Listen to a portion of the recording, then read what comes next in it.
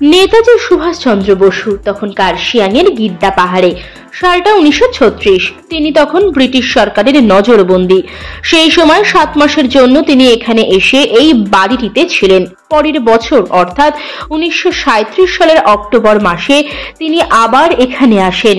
এখান থেকে অনেক গুরুত্বপূর্ণ রাজনৈতিক চিঠি তিনি পাঠিয়েছিলেন। তাছাড়া স্ত্রী এমিলিয়েকেও এখান থেকে অনেক চিঠি লিখেছিলেন। 2005 সালে কলকাতা মিউজিয়ামের তত্ত্বাবধানে এই বাড়িটি মিউজিয়ামে পরিণত হয়।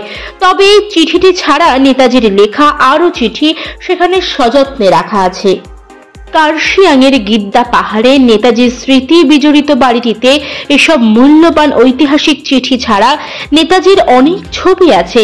নেতাজি এখানে এসে মর্নিং ওয়াক করতে বের হতেন। পাগলাঝড়াতে পাহাড়ি ঝর্ণার ধারে নেতাজির মর্নিং ওয়াকের ছবিও এখানে রয়েছে। বসু পরিবারের সঙ্গে নেতাজির তোলা অনেক ছবিও আছে। তার বাইরে নেতাজির ব্যবহার করা খাট, ড্রেসিং টেবিল, লেখাপড়ার টেবিল, চেয়ার সবই আছে। নেতাজির দাদা শরৎচন্দ্র বসু 1934 সালে ক্যামেলিয়া গাছ সেখানে লাগিয়েছিলেন, আজও তা রয়ে গিয়েছে।